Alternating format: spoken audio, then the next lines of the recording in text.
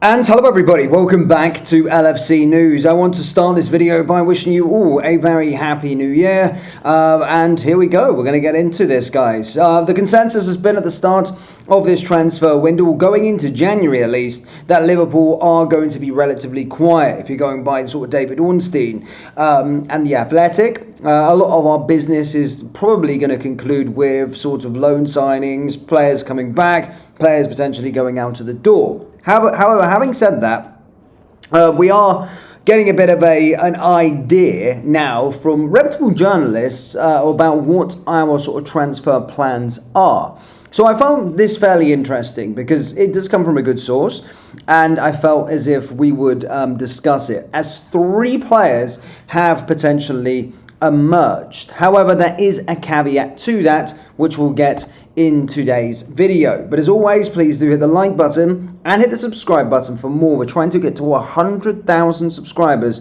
by the end of 2026. So guys, do help us. So this is what we're seeing as we're speaking right now, ladies and gentlemen. This is from Simon Jones. Again, fairly reputable in terms of information and a bit of inside knowledge as to what he's got.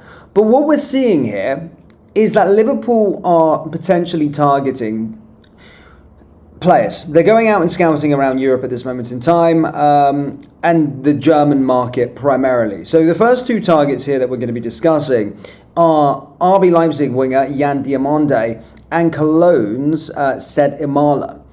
This is pretty clear as to where we're going right now and what we're trying to target. However, the caveat to this, it does look as though it's more for the summer plans. And as you can also see as well, Adam Wharton is potentially on the radar for the summer transfer window as well.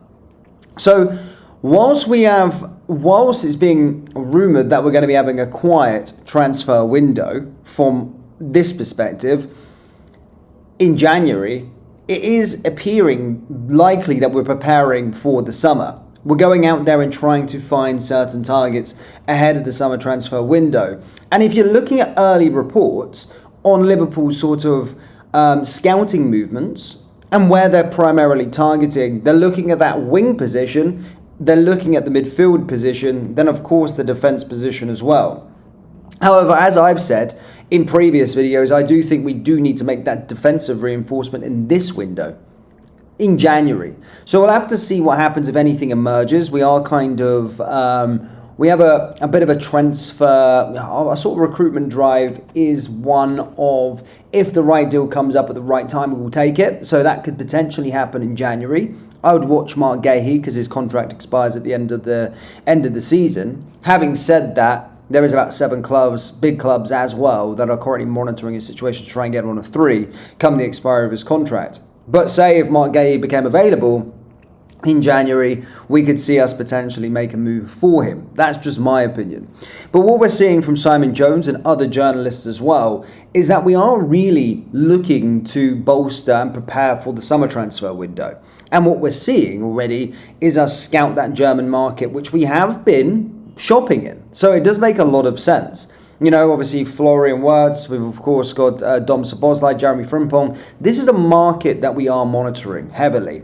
And again, we heard reports with regard to Frimpong about this time last year that we were monitoring his situation. We all heard about Dom Szoboszlai in January before he actually signed as well. So there is an idea that these 2 are realistic targets for us in terms of that winger position.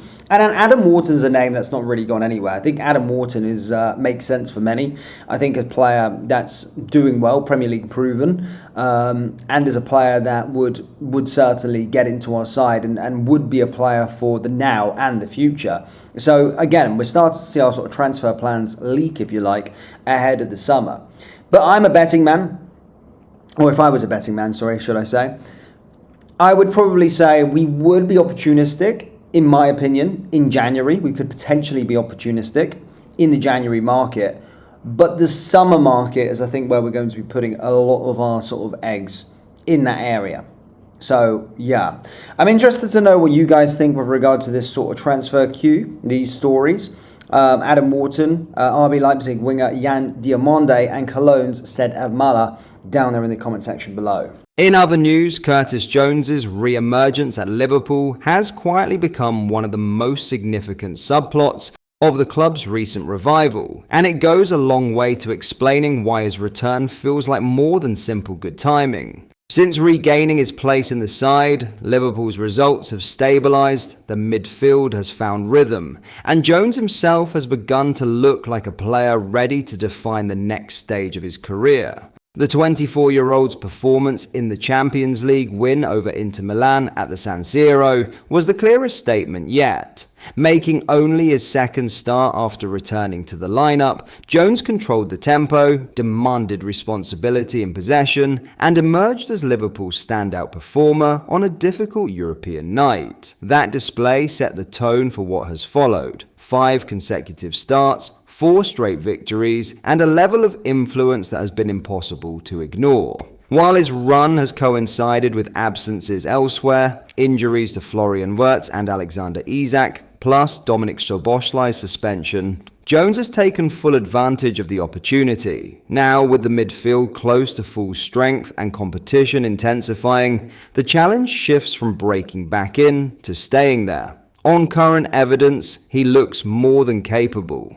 Arne Slot has been particularly encouraged by Jones's mentality and durability, 2 areas that have previously stalled his progress. One of the main qualities he has is that he always wants to have the ball no matter the situation, Slot explained. 99 times out of 100, that is very positive. Sometimes it is smarter to stay away from a difficult situation, but even if he's trapped in the corner, he can play his way out and find the pass. Just as important, though, has been Jones's fitness. The most positive thing for him is that he is able to stay fit for 4 or 5 games in a row now, 90 minutes every time, Slot added. That reliability has allowed Liverpool to build continuity in midfield, something they lacked during a damaging spell earlier in the campaign. Jones's form has come at a pivotal moment for the team as a whole. Wirtz has begun to contribute goals and assists in the league. Szoboszlai has been Liverpool's most consistent performer across the season, and Hugo Ekitike has rediscovered his scoring touch. Combined with Jones's resurgence, there is a growing belief that the worst of Liverpool's struggles, 9 defeats in 12 matches at one stage, may finally be behind them. Looking ahead, Slot remains optimistic despite injury setbacks. Alexander Isak faces months out following ankle surgery and a fractured fibula, while Giovanni Leone's season has been ended by an ACL injury. Yet the head coach believes time and continuity will bring improvement. If you bring in a lot of new players and replace others, it takes time, Slot said. Usually it gets better after a certain period. For Jones, this feels like a defining period. No longer the promising academy graduate waiting for his chance, he is starting to look like a central figure in Liverpool's rebuild. If this run continues, his return may be remembered not as a coincidence, but as the moment everything began to turn. But that is all for today's video. Thank you for watching. I hope you enjoyed. If you did, please drop a like on the video and subscribe to the channel for daily Liverpool content. We post all the latest Liverpool news every day, so join our fast-growing community so you never miss out. Thank you. I'll see you in the next video.